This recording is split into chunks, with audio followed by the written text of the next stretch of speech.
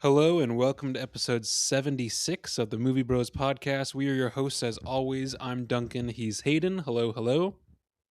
Happy New Year, folks. Welcome back. Yes, welcome back to our many followers. I was just remarking to my partner looking at our analytics that it is, if you look, it is like 200% growth over the year. So thank you we've for gone listening. From one listener to two. No, I think we're at 8 right now. Which I think that's still cool. That's still cool. Yes, and granted, I think that includes you and me as listeners. Possibly. So it's okay. So if you're coming back, thanks for coming back. You kind of know the spiel. If you're new, what a way to get welcomed into this thriving community. This is two brothers pick a movie, watch that movie, discuss, ramble, banter, argue, dissect, all the kinds of adjectives you can think of when you think about a discussion. We pick one movie at a time, and if you have suggestions, if you have a genre or an era or whatever, or an actor or actress that we should be looking into, or a director or anything like that, there's comment sections. There are Instagram messages for a reason. This podcast is available on Spotify, YouTube. You can find it on Instagram at @themovie_pod. We post stuff about the movie that we're talking about. We also just post general movie news and the like. I think you just shared the wrong name. Nope. I said the movie_bros, didn't I? You said the movie_pod. Are you sure? Oh, yes. Okay. Well, the movie_bros is what I meant, if that wasn't clear. Yeah, this is, we've done over a year's worth of episodes plus special one-off episodes. Like if you were listening last week, we did a special one for Christmas that actually was released on Christmas. That's why there was not an episode on our normal Sunday release. So this episode, which will come back out on the 4th, which will be our first kind of episode of 2026. And we'll see how the episode fares. This might be about the one specific movie we're here to talk about, but we also might add in some year in review, all of 2025. We'll kind of see how it sorts out. Otherwise, Hayden, what are we talking about this week? Well, this week we are talking about Wake Up Dead Man, the Knives Out Mystery number 3, released this year. Well, actually, no, I can't say it was released this year. It is now 2026. Released last year in the year of 2025. Written and directed by Ryan Johnson. I'm never sure how to pronounce his name. That guy. Music here is by his brother, Nathan Johnson, like it has been on the other 2 installments. And keeping the same theme of working with the same people repeatedly, cinematography here is by Steve Yedlin and has worked on every single one of Ryan Johnson's projects all the way back to to Brick. Even past Brick to Brothers Bloom. Brick was first. I thought it was Brothers Bloom, then Brick, then Looper. No, Brick was, Brick is I want to say almost 10 years before Brothers Bloom. I'll have to look it up, but I think it's significantly older. Well, regardless, he also did that too. And that's kind of where the crossovers end, other than Daniel Craig. So this stars Josh O'Connor, Glenn Close, Josh Brolin, Jeremy Renner, Kerry Washington, Mila Kunis, Andrew Scott, Kaylee Spaney, Daryl McCormick, Thomas Hayden Church, and Jeffrey Wright, featuring James Faulkner, Bridget Everett, and Annie Hamilton. So that's all I have down. Okay. So before we get to general discussion and before we get to our ratings, just talking about it comparatively from... compared to Glass Onion? Well, to all 3 of them, how would you, without getting into details, just ranking the 3 as a series? So I think the first one is still the best. I think there's... Agreed. There is the... Agreed. Lightning in a bottle energy, which you can't really recapture, even though that's not to say the other 2 are bad. Obviously, they're not. No, not at all. Not at all. I think the first one's still the best. I think this one is actually the second best, and I would say it's almost nearly as good. And then Really? Glass Onion Glass Huh. Onion is in my opinion, it's okay. I think there are too many unbelievable working parts moving together. I think it's Hmm. got too many gimmicks. I think Maybe I need to revisit it. Okay. Okay. I don't Because know. I would probably. I like my Knives Out mysteries to be more of that cozy aesthetic, more of the shot usually, in a forested area, in a nice old house, that kind of a thing, that kind of a feeling. And Glass Onion very purposely puts Was you in the not. middle of a tropical island in the middle of the day in off-brand Elon Musk's penthouse, and I don't know. I don't feel like I connect with that as much as the other two. Okay. I think I would have. I think it goes one, and then I think two and three are tied for me for different Hmm. reasons. Okay. Because I think they both accomplish different things very well that the other one doesn't do very well. Because I think Glass Onion, uh, and I think that this is something that we'll talk about more, I think, when we get to the actual dinner discussion for this movie. But Glass Onion and Knives Out, the original, I think, does the best. Is it's an ensemble cast, and all the characters interact with each other really well. Like you see a lot of interactions between the. It's not just Daniel Craig and one person. And I think Glass Onion does that because it's a group of friends hanging out. This one, I felt that not it was really just Josh O'Connor and Daniel Craig. Like the other characters weren't. It didn't feel as blended together. Uh, Possibly. but but on the flip side, yeah, I totally agree. Glass Onion does not. It feels too. I don't. I mean, it's. Like aesthetically, I think Yes. Knives Out and Wake Up Dead Man Yes. really go hand in hand, but the Glass Onion feels like an odd one out there. Yeah, but like Wake Up Deadman, like really like it leans way harder into a specific theme. Like it's way more about religion, whereas the other ones are more straightforward. Like this is a murder mystery. This one I think leans a lot more on themes of faith and religion than the other two do. Absolutely, and I was going to touch more on this later, but I think I'll just briefly say that I saw, and I'm not going to claim this as my own observation. I saw some other podcast which I neither can remember nor want to plug here, but Mm-hmm. was pointing out that this is less of a who done it, because at no point do I think like, oh, Andrew Scott must have done it. No, not No, really. At no point did I think, oh, Kaylee Spaney is faking being in a wheelchair. Her character must have done it. That's not, I feel, the point of this one. This is more of a figuring out how it was done, less of a who did it.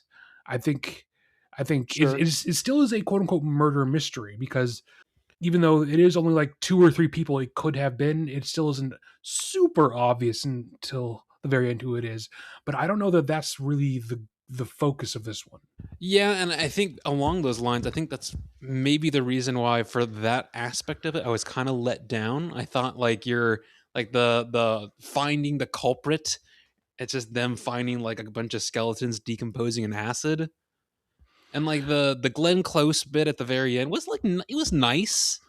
I don't know. It didn't feel satisfying to me. I wanted the justice in the Well, sense of having the group together and telling them in front of everyone, like the classic like Sherlock Holmes or Poirot or even Knives Out, the first one, and I think the second one where they have everyone in like a group and he tells them what happened. so I actually I kind of like that this one doesn't do that, because if you look at stuff like the more recent Poirot movies, which I think are all pretty good, by the third one they are just kind of going through the motions. They're just doing the whole, we're going to sit all the characters down in the third act and we're going to explain verbatim. We're going to handhold every character and explain what happened towards the end, and it did feel a little bit, done around. Granted, I don't speaking personally, just I didn't like that the third the hunting and I found it I mean, so boring. that's a whole nother thing. Yes, it is a whole other thing. I mean, we could do a whole episode on just like all murder either way. But yes, I mean, that might I actually get be what you're fun. saying. Do like 2 minutes for each, modern murder mystery after like the year 2000 or something. That could be fun. Be a It lot could of be movies fun to watch. potentially. Yeah. Where Uh, was I going with that? Oh, so um, the whole shtick of sitting down all the anterior Hmm. characters and be like, oh, this is how XYZ happened. I kind of like that this one forwent that and stuck to more the idea of this is how we're going to relate everything back to the theme of faith and what the concept of quote unquote religious justice would look like. And Sure. I think that one works better thematically. I agree with you that if you want a cut and dry murder mystery, you might be let down by that. I think the whole like remote control, like releasing the fake blood on some of yeah, I think this one, I thought when you referenced gimmicky for Glass Onion, I thought some of this was kind of gimmicky, to be honest. I don't think so. I think the only one to me that stands out as like super gimmicky is the aforementioned skeleton in the vat of hydrochloric acid. That one is to me where I was like the only one was like, okay, well how does that work? Yeah, and why does Right. Jeremy Renner's character Why just does he have a have thing of that? acid? Like even as a doctor, you would I don't think you'd have that at your home. What? That's the only part where I was like, okay, that's the only part where I think this is like actually unbelievable beyond the pale. The other ones I thought were all within reason, pretty understandable. What did you think about Daniel Craig's haircut in this? I didn't I mind it. I didn't mind it, but like when so if you put actually it was an interesting. I'll have to see if I can find the photo, but it was basically someone who put just like the aesthetics of Benoit Blanc in the first one, where he's a lot of like tweed, like the Yeah, classic like detective look, and then over the time, like yes, they're at a tropical island, so it makes sense he's in tropical-ish clothes. Like this, he's more. Uh, he's a little he's more. a lot he's a lot looser. He's a lot more laid back in this comparatively. He doesn't feel Yeah, as like buttoned up. No pun intended. which I mean, I loved his speech towards the beginning about when he's talking about why he's there before the main guy can't think of his fucking name, but Josh uh, O'Connor Josh O'Connor, thank you, or figures out that he's a Father Judd, detective. Yeah, Father Judd, yes. which Where he's like, I'm looking through the like, quotes page on IMDb because there's a great one where he's like, "Oh, I worship at the altar of reason," or oh god, I can't zoom of a proud heretic, I kneel at the altar of the rational, like stuff like that. I'm like, yes, give me more of that because that feels Benoit Blanc, because that's kind of I feel like that's how he spoke at the first two movies. I don't know that I think in the second one absolutely. I don't know that in the first one he's dropping lines like that all that often. I mean, he talks about oh here's uh oh what was that something's rainbow and I follow the arc and Oh, see where wherever it yeah, lands yes, yeah. yada yada. He's not talking about how oh I worship at the altar of reason. Like I think lines like that are specifically thrown out because he's in a church. Maybe like what I see is not a guilty man in torment, but an innocent man tormented by guilt. I I love that. Okay, there are See, like looking through these so quotes, I'm many like, oof. well written lines and so many just I guess just clever bits of dialogue in this that I mean I will probably go out and I will buy this one. I did not buy Glass Onion, but I did buy the first Knives Out. I will absolutely buy this and then just rewatch it for all the uh, really smart bits of dialogue in this, which I think in another movie might feel unnatural. Like Yes, this is one I of the think only if you places where I put think it actually works.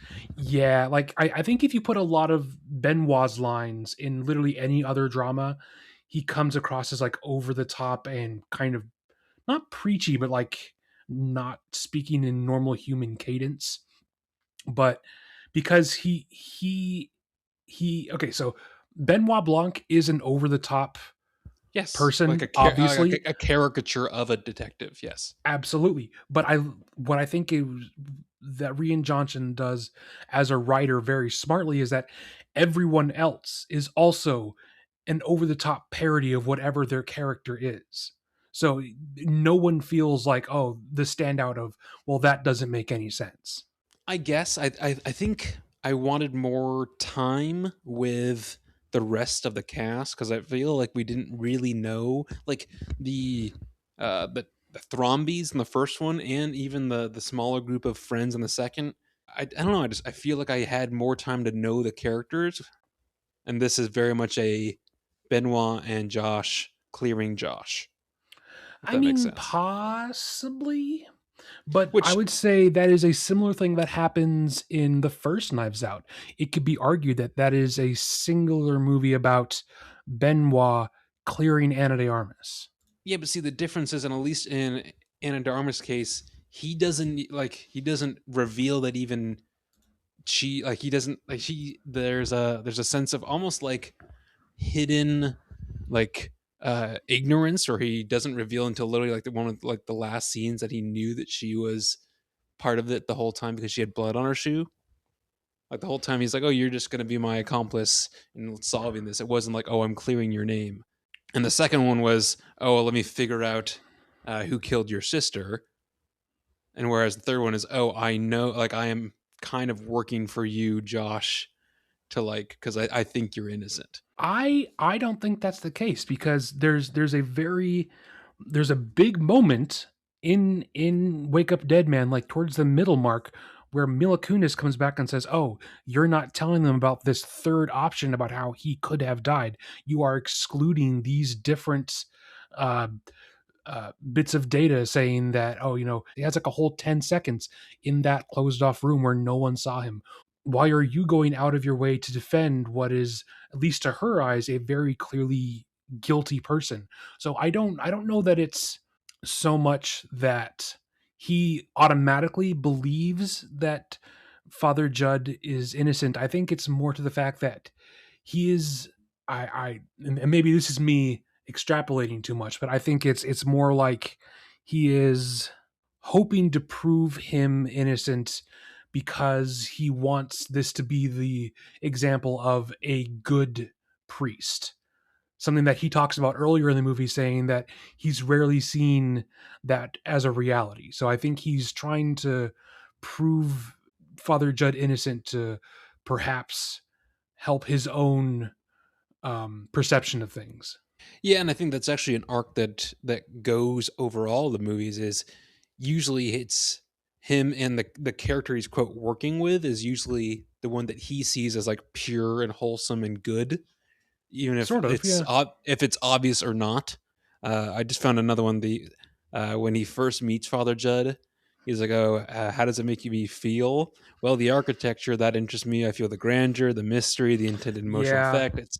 And then he's like, "Oh, but also, it's like someone has shown a story at me that I do not believe. It's built upon the empty promise of a child's fairy tale filled with malevolence and misogyny and homophobia, and it's justified untold acts of violence and cruelty." And again, the whole time is just him spouting all this off, and Judd doesn't even know him yet. I mean, that is a really important scene for the movie, just in general, for the way it wants to view Religion. spirituality, Christianity, morality, a whole bunch of things. But I think, I mean, don't get me wrong, that's a great like mini monologue from Benoit. But I think the turnaround from Father Judd, where he's like, "Yeah, you're right. This isn't real. This isn't real." The It's architecture all was, a stage, a play. Yes. and then he goes on to say, "Oh, but then we must ask ourselves, is the story something that isn't true? Are we telling ourselves a lie, or does it show us something that we know to be true in our soul but don't know how to express in any other way other than storytelling?" um, oh, that was such a, the the back and forth that they have. That one's great. There's a really good one where they are arguing in the rain in the middle of the Mm-hmm. woods, Yep. Yep. and you can see the killers sneaking off behind them in a way, but like Yes. the back and forths that these two characters have in this are so good. Like, I think if you tried to fit in more character driven moments for the entire rest of the ensemble, it would overstuff everything. So I think I'm okay with it just focusing on them two because their back and forths are written so well. I get that. I totally do. Why don't we walk through the characters as a whole, like as each one. Like obviously Daniel Craig is great as Ben. I mean, you can't have this movie without Benoit Blanc. You can't have it without Josh Connor, O'Connor, excuse me. So I think I like Kerry Washington's character. I like her sort of son in this, Daryl McCormick. I think that is a subplot because there's that becomes important later, Mm-hmm. but I think you could probably get rid of it and there still being more than enough reason for Josh Brolin to bite the dust. Yes, agreed. And I feel like like I like Kerry Washington, but I feel like they should have picked someone else because she was already in Glass Onion. No, she wasn't. Yes, That's she Janelle was. Monáe. Are you sure? Yes, They look so. Hold on. that's Janelle Monáe. She plays two people. Wow, they look really okay. Well, never mind then. Glenn Close. I thought the little bits of her were good. I think she's like the one character in this which really straddles the line of over the top to the point of being parody or over the top Yeah, to the point yeah. where it fits in. Like up until the final moments of the third act, she essentially plays comedic relief. And maybe that's her For character the doing most that on part. purpose, or I don't know. I it's still enjoyable, but that's the one where it's like, okay, maybe they should have dialed it back a little bit. Duncan, Thoughts are you there? on Josh? Yeah. Oh, sorry. Thoughts on Josh Brolin as a Monsignor Wicks. Wicks? I think he's great. I mean, I think I he's like good at Josh being. Brolin in pretty much anything. He's Yeah, one of my most favorite things. actors just in general. So yeah, I think he's great in this too. It honestly made me wish there was more of Jeffrey Wright. I thought that was a missed opportunity. I was like, man, he would have been great in this. I think it wouldn't have made any sense for Jeffrey Wright to be there. Like his character. Don't get me wrong. I like Jeffrey Wright a lot too. I don't know where his character would have fit in if you wanted more of him. Sure. No, my thought is instead of him just being like I would have loved to see him in a Knives Out as maybe a more prominent character. That's what I'm saying. That's very true. That's very true. I liked Andrew Scott in this, I did but too. he's one of those where it is fine and it is fun that his character is part of this. You could cut him out and it wouldn't really affect the plot. His like failed writer guy Mm-hmm. is fun that he's there, but he doesn't provide any like plot elements that contribute actually to the murder. At least I don't remember it being so. Well, Um, Kaylee Spaney doesn't either. Not really. I think so. Kaylee Spaney being taken advantage of as like Sure, but like it doesn't she add helps to the fund murder. all of the stuff. So if she's not there, a lot of it doesn't happen. What do I know Thomas Hayden Church from? Duncan, he's the Sandman from Spider-Man 3. That's okay. That I makes a mean, lot more granted, sense he's usually covered in CGI when we see him, but yes. because I just could not place it. I'm like, I know I recognize this guy from Well, also somewhere. he has a fairly small part in this. Yeah, and I think that's fine. That's yeah. I mean, all of the featuring people, James Faulkner, Bridget Everett, and Annie Hamilton, also all have pretty small comparative parts, even though all three of those people are narratively very important. James Hmm. Faulkner playing Monsignor Prentice Williams's Wicks. dad, Yep. Bridget Everett playing the distraught woman on the phone that we see Josh O'Connor give a full confession to. It takes like 3 hours, and it shows him coming back to his moral center after he smashes the little ceramic Jesus thing, which I do so like many great moments. yes. I do like Noah Segan who Yeah, showing up. pops up in every It, movie now.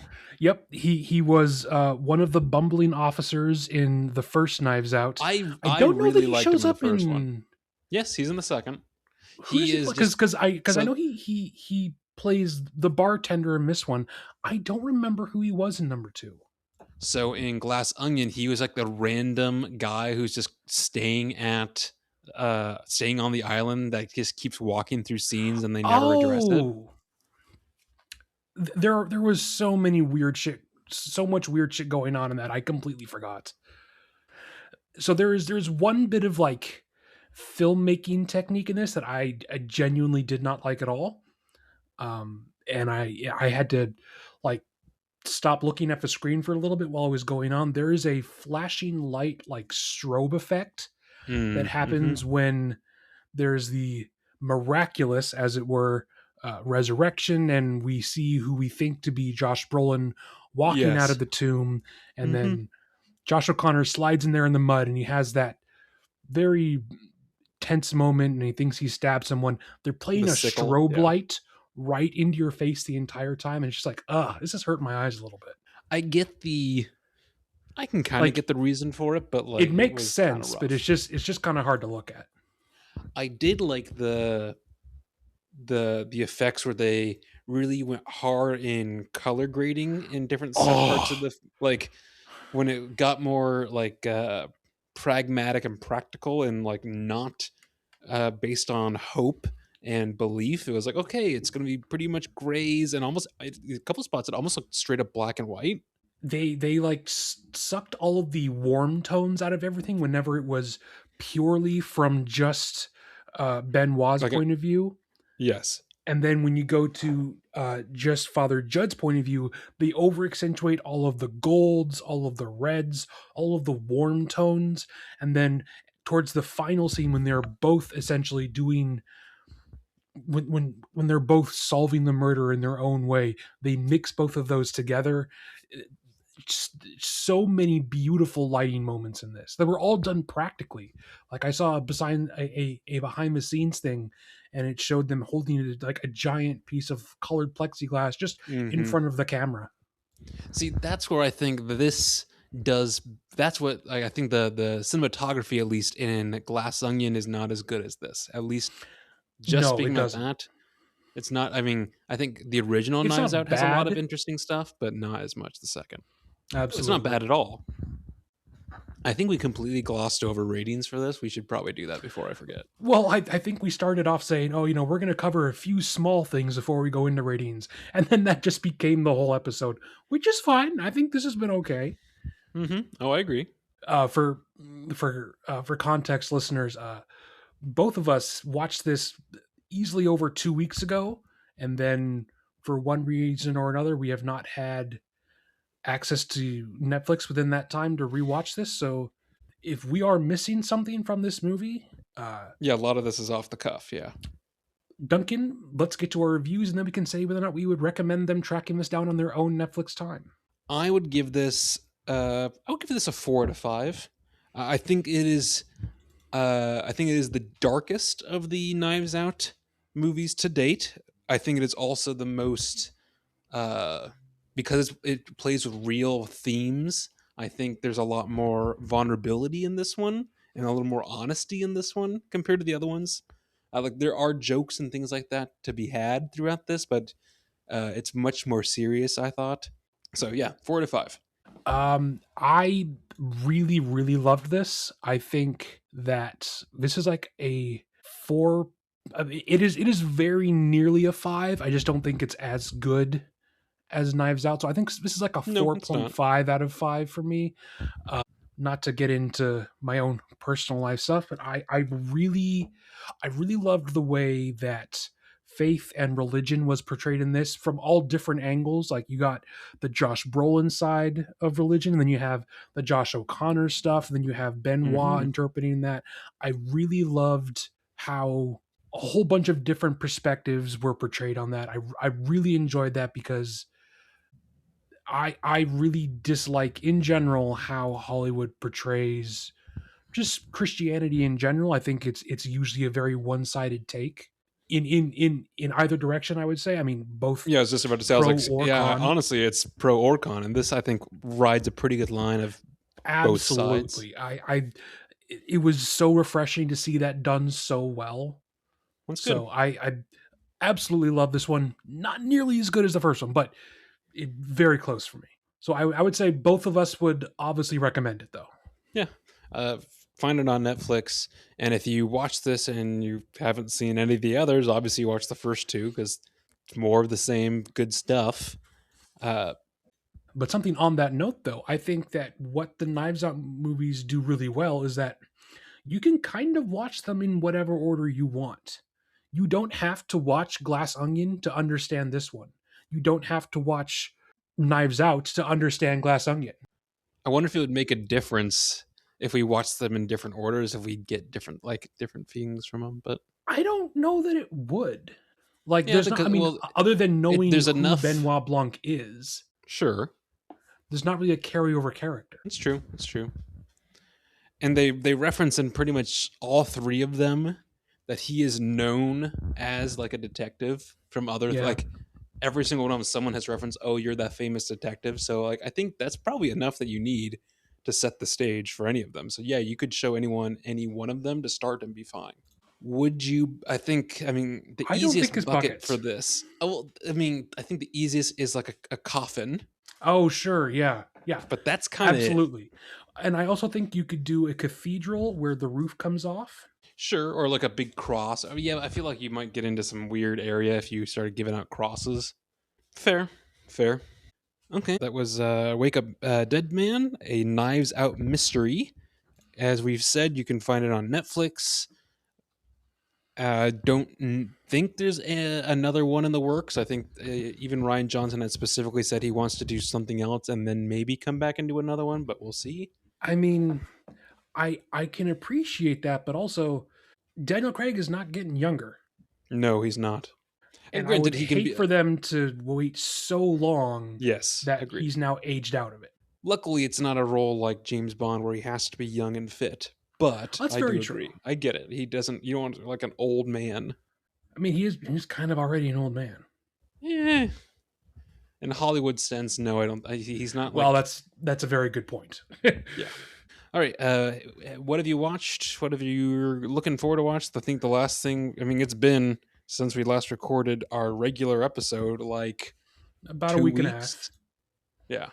So So what you got? I've watched a handful of things. I watched a movie called The Skin of the Wolf, which I was under the impression was going to be like a romantic drama. You Um, thought the skin of the wolf was going to be a romantic draw? That sounds just straight horror. But okay. no, not a horror at all. Um, the way that I thought it was going to work, it was going to be a guy living in the mountains, selling wolf pelts because he's a hunter, and the guy who he's selling them to can't pay for them, so he's like, oh, here, take my daughter as payment. Neither one of them really want to be together, but they're forced to Okay. live up in the mountains. I thought that was going to be them growing closer together.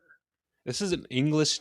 Like, is this a American film or is this from No. somewhere else? Okay, that's why I was like, this sounds like not American. Well, it's a Spanish language film, Hmm. and I'm looking at that thinking, okay, that could be kind of interesting. I hated it. Um, Okay. it Would was not just recommend. Got it. it Got it. was it was not enjoy okay, one, it was boring. It was like 2.5 hours and literally nothing really happens. uh they don't get to know each other more and fall in love. He literally nearly kills her. They have a miscarriage and lose their baby. Oh, she so tries it's a to happy story. she tries to run away from him and ends up like getting caught in one of his like bear trap things and nearly getting Jesus. hypothermia on the mountain. And then he's like, fine, just leave. I don't want you here anyway. And she leaves, then the movie ends. It just, Okay. cinematography wise, it's a beautifully shot movie. It's got all these nice, shots of all the snowy mountain and the woods and all that kind of stuff. But the actual story you're watching is bad to being uncomfortably weird. Like there's a lot of sex scenes in this, and all of them are unpleasant. Like it very much gets across that she is not a willing participant in anything that's happening. It feels very rapey the entire time. Didn't care for that. Fun. Super fun. Super fun. Okay. So that is also on Netflix. I would not recommend it. And then unfortunately, I have another movie I didn't really enjoy. I watched Five Nights at Freddy's 2 off of Fandango. Um, I've heard it was pretty garbage. I'll be honest. I have okay. I saw the first one in theaters, and I enjoyed that one in the same way where I would enjoy, like, okay, this is obviously some hot garbage, but like it's definitely made with the intention that if you're a big fan of the games, you'll Sure, it's get this and servicing the understand that. fans. Okay, Absolutely. This one misses that mark and just is garbage all over the place. Like, lovely. And is it still what's his name? Josh Hutcherson? yes. Hutchinson? And Hmm. I don't blame Joss Hutcherson or McKenna Grace in this. Like, it's not their fault. On some level, you have to point the finger at the writer and creator of the games continuing to being the writer for the movies, Scott Cawthon, Ugh. because he's so clearly out of his depth, and but he doesn't want to relinquish creative control over his properties, which I kind of I kind of get. I Okay. get that, but like, brother, you need someone in your room telling you, hey, this is stupid. This is not scary. This is bad. Like, yeah, this one was the dumpster fire that actually the review said it was. And Okay. the FNAF fans that I see online trying to be like, oh, you just don't understand it. You're not a true fan. It's just like, no, man, it's crap. You need to take off the blinders. This is really bad. So, unfortunately, the two movies I watched, I can't recommend, but Okay. Duncan, hopefully you've watched something else. Well, since I don't when we last recorded, I don't can't remember what we last talked about. I guess I'm going to start with anything after Wake Up Dead Man. I guess because I think our last episode for Christmas we didn't do this. Let's see. Slowly again working through the Harry Potters. So Harry Potter and the Half Blood Prince. This really hit a point for me. So the first several Yeah, bright, because I colorful, think I beautiful, think we fun. last talked about oh, the one Order of where the they're, Phoenix, no, not Order of the Goblet Phoenix, of the Fire, one Goblet of Fire. which Goblet of Fire and Prisoner of Azkaban are awesome. This hits a point where they basically sucked all the color out of it, so it's like Yeah. all blues and grays. And then for the last two movies, which we haven't watched yet, but we're getting to there, they pump up all the like browns and Oh yeah, the golds. last two It's movies are almost real like grim. yeah, well, just like this sepia kind of tones, and yeah, they are way more grim. Uh, I've just forgotten because I haven't seen these consistently in so long that like each movie is 2 hour 30, 2 out of 40. Yeah, they're long. It's a slog to get through them. Um, so from there, Especially the I later ones because they're not trying to be fun. fun. Yeah. Yeah, no kidding. I rewatched 10 Things I Hate About You, which I've only seen once before, and I was really underwhelmed. I was like, okay, I like all these Seattle and Tacoma references, but like, Yeah, it's it's filmed fine. next to where I go to church at a Stadium Yes. High School. Well, I mean, they film at Gasworks Park in Seattle. They Oh go out yeah. Lake Union. Um, Second Did time you know around that's was much better. actually a Shakespeare Yes, adaptation? yes. Yeah. I just Um, yeah. I what's his name? Heath Ledger is so charming. Super young. Joseph Gordon-Levitt is adorable. Even their friend, what's his name, who has gone on to do Oppenheimer. What's his name? David Krumholtz. Oh, yeah, yeah, He's yeah. great. Yeah, he's great in it. It was just much better than I remember it. Uh, we watched White Christmas. Sure. Oh, if you want to hear a movie that I would not recommend, Honey Don't. Emily and I I've saw heard this a of couple it. days ago. So context: the Coen brothers are together. They make great movies. They split up. Ah, He makes Drive Away Dolls, which was really not good, and then 1.5, 2 years later, he makes Honey Doe. This is Ethan Cohen.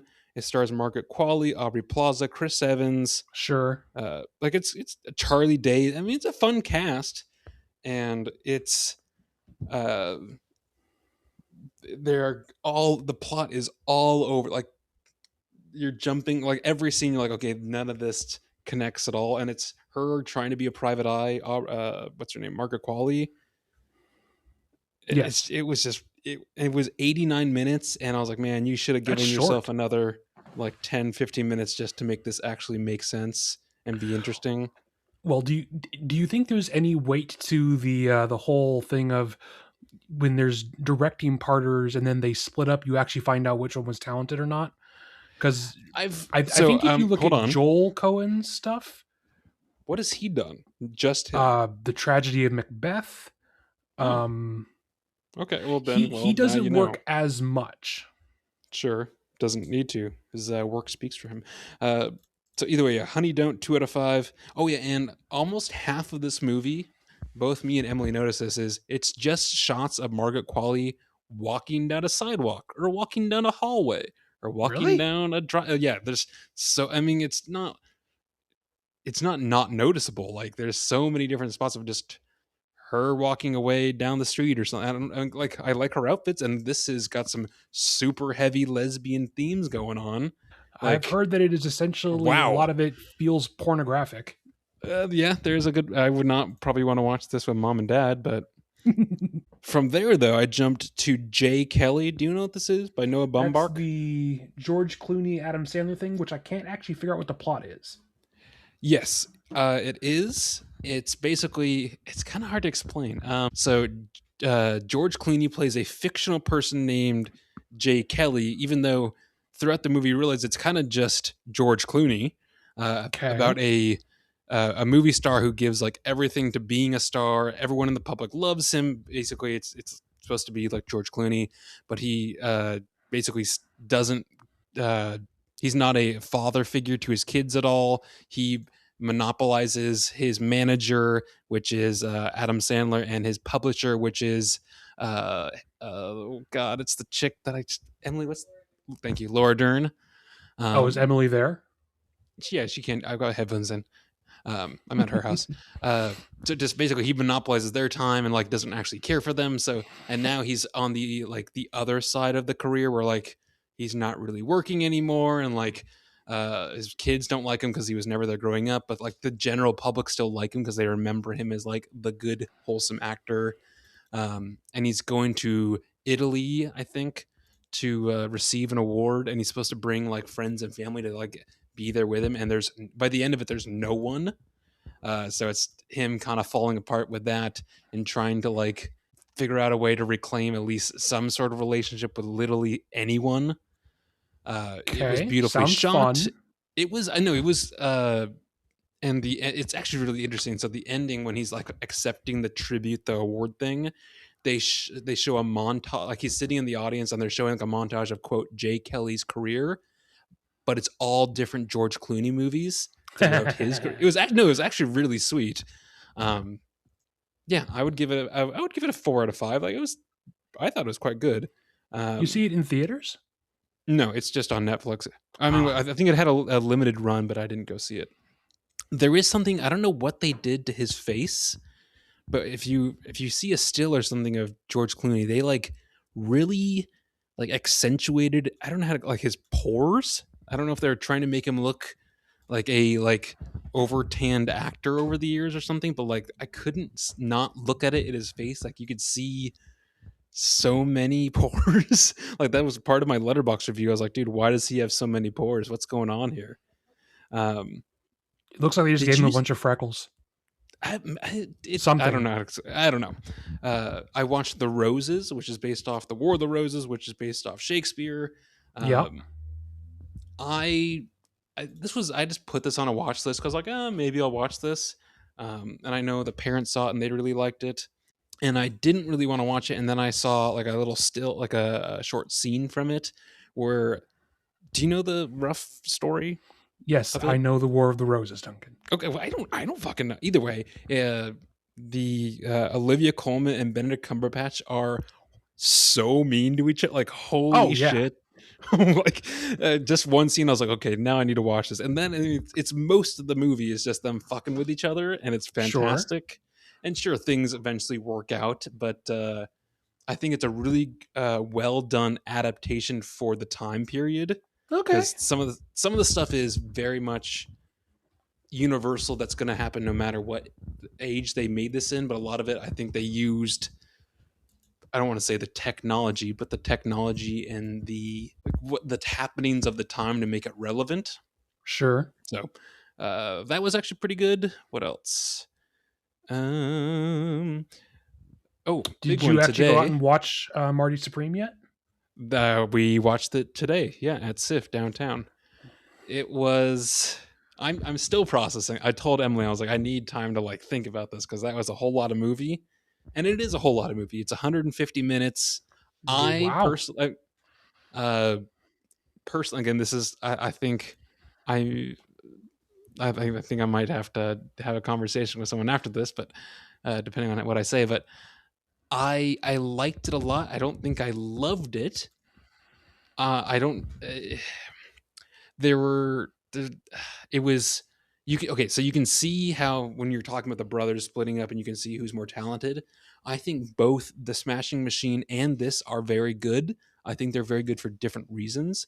This Marty Supreme, uh great cinematography, interesting story, but this is the brother that brings the stress to things like Uncut Gems and I Good have Time. heard that it is very much Uncut Gems Jesus mixed with a Christ. couple other things. But the difference, and Emily brought this up when we were walking away, is in Uncut Gems, the main guy, Adam Sandler, is kind of an asshole, but you're still rooting for him. And in the end, it doesn't work out. He gets shot in the face. Like, Yeah. kind of. This has a different ending, so at least that's something. Because again, he's like Marty uh, Mauser. God, I can't think of the last name.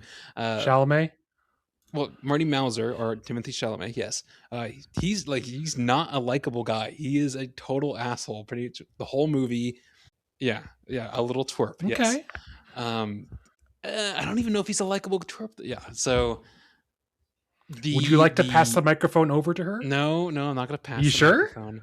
The ping pong scenes are great. There's some of the bits that I think they show in the trailers and some of that they don't. The embodiment that this shows of like one man's like absolute commitment to like this is what I'm supposed to do in life. I will do whatever I have to like follow this destiny. Uh, because yeah, how he treats people like someone might be pregnant with his child, but someone might not be pregnant with his child, and like it sort of works out in the end. But a lot of the movie is like, man, he's an asshole to this person, or like his friends that he's like trying to convince them to like build a uh like ping pong balls forever were all just all white, and he's like, oh, they should make the Marty Supreme orange bottles so you can actually see them with your eyes easier during play. Sure. He's just selfish. I don't think is the right word, but I don't know what other word to use. Again, I think I need to either. He's not just cocky. I don't know. I Narcissistic, think. Well, I think unempathetic. all of those things, but he's playing a 23-year old, and I think he is accurately playing a 23-year old. Where a lot of the people he interacts with in the world in the movie are older, are mature, understand how like manners and how the world works and how businesses are run, and like uh, the thing though that I didn't. I mean, we were still kind of discussing this earlier, but it's set in the 50s, post World War, and they Sure. reference there's some lines in it that are so fucking aggressive about like US versus Japan. Yup. Uh, wow. But, and like everything looks like it's set in the 50s, but a lot of the language that they use, uh, it feels too 2020. Hmm. Like it doesn't feel like 19 like this is not it doesn't feel like how 1950s people would talk, which I can see how like you kind of need to relate it to people nowadays so they understand what's going on, and especially with Timothy Chalamet being probably the most like front runner like actor of the next generation. You have to think about who's going to go see his movies. Okay, it's a younger crowd, so you kind I of mean, need it's the either people to under. him or Glenn Powell. Yeah, but see, Glenn Powell's a little older. Glenn True. Powell is, I think he's like mid 30s, He is. and I'm just saying, like, Timmy's like 26 or something like that. I'm just saying, okay, like, quote unquote newer actors who are, Yes, yes, you I know, agree. I agree. yeah. So I think I gave it a 4.5 out of 5. Uh, Emily gave it a 5. I don't. We were both talking. Like, I wonder if Hayden's gonna like this if he sees this. Do you like Good Time or do you like Uncut Gems? I like them in the sense that like I can appreciate that these are really well made. Everyone's putting in good performances and that these are technically very impressive. They are stressful to the point of where I'm like, you know what? I'm probably good maybe if I see them once every couple of years. Okay, then that's you'd probably feel honestly the exact same way about this. I But I what I I was, have heard from someone else talking about Marty Supreme in like a non-spoiler way where they're like, this feels mhm. like The Bear, where everyone's screaming at each other until something goes correct and then everything else goes wrong. Well, it's interesting because you're like, okay, is it Marty's fault for being an asshole? But then you realize, okay, everyone is also kind of an asshole to him. So where does like his mother treats him pretty shittily? Like his sort I of mean, girlfriend is also lying about a lot of stuff throughout the movie. Like, but he's if also a everyone's terrible treating guy. everyone horrible, is anything really that bad? I don't know. But what I was saying when we left the theater is I think it's interesting that both Safdie brothers a direct a sports biopic. B, they're both set mostly in Japan, See, and I never saw Smashing Machine and I haven't seen this yet. I didn't realize it was set in Japan. well, this Marty is about him trying to go to like the world championship in Japan, facing Ah, off right after. Again, that's why there's so much like World War II stuff that they reference. Um, sure. and the Smashing Machine is about like the very beginning of UFC, and I guess it was big in Japan, so that's where the Rock goes. But uh, they both do that, and I was thinking about like no one else besides the Rock could have been that guy. And when I look at this, I'm like, I don't really see anyone else besides Timmy being able to do this. So Fair. like for that, I'd give it a 4.5 out of 5. I would be curious to see if you go see it or whenever it streams somewhere to hear your thoughts because I still feel like I got to think about it to actually like So have the an way opinion. that Marty Chalamet is in this, Yes, Marty Chalamet. well, I don't know his last name yet. I don't want to say his last name is Supreme because that would be stupid. Um, so is he unlikable like all the way through? Does he have like any redeeming qualities? I mean, it's he. There's a little glimmers here and there, but like generally, I would say he's got a very individual vision. That like, sure, if it's not impacting that vision, he'll like do the right thing. But like, I would Duncan? say just Oh, his vision comes first. I okay. guess again, I don't want to spoil too much, but like that's how I would word it. His vision comes first. Because I usually don't like movies if there's no one to empathize with whatsoever. Like Well, that's there's kind of the reason why I don't like watching a lot of It's Always Sunny in Philadelphia because everyone mm, on that show is a kind of a terrible person in a comedic way. And looking at something like Good Times or Uncut Gems, both of those movies are about just horrible people or fair. very like flawed to the point of being unrelatable to to the common moviegoer. So Okay, okay, yeah, that's I fair. don't know. That's fair. We'll see. I think that's all that I've watched coming out soon. I don't know if there's any. I mean, it's January. It's usually Well, I kind of the mean, dead time for movies. there's the Odyssey. Yeah, I mean that's not until like July. Yeah, I would. I don't really like. I want to go see it, but I don't really want to spend money on Avatar. And I feel like that's the kind of movie you have to see it in like a big screen or I something. Otherwise, what's the point? I'm going back and forth on that too. It's like because I haven't watched Way of Water. That one didn't look all that interesting to me. Visually, it was amazing, but like again, the story was pretty meh. I thought. Well, sure, and I'm sure this one will be very similar. I do kind of I do kind of want to go see it, but I don't know. Let's see, coming out later this month, 28 years later, The Bone Temple. No fucking thank you. Meh. Return to Silent Hill. I'll watch that for like cheap. I like the Mm-hmm. other two movies. Um, Send Help with Dylan O'Brien and Rachel McAdams. It's a Sam Raimi movie. Oh. Okay. I mean, I like Sam Raimi generally. I think actually the trailer looks pretty fun. It's a shitty CEO and his Oh no, I do remember this. Yeah, yeah, yeah, yeah, yeah. overworked. Yeah. Like Yes, that could yes. be fun. Where she kind of loses it and then doesn't want to be rescued. Did you watch Triangle of Sadness? Because you No, should. that's the If you Joaquin Trier movie, right? the what? Uh, Director, never mind. Maybe. If you if you watch that and you enjoy it, I would say watch Triangle of Sadness because it's very similar Well, themes, I Triangle of guess. Sadness, as far as I could tell, looked a lot more serious, like drama, and Mm, this definitely doesn't look like that. this it's not. I mean, it's serious, but like it's a lot. It's much more like dark comedy. Okay, Well, I think we're butting up on roughly an hour, so we can probably I'd definitely say are. cut it there, and then if we want to do a separate thing for a year in review or something like that, sure. This has been episode. What did we say? 76. 76 of the Movie Bros podcast. Find Wake Up Dead Man and Knives Out Mystery on Netflix. Both Uh, definitely recommend. yeah, check it out. I mean, again, you don't have to watch the other ones, but if you want to, I think they're also on Netflix.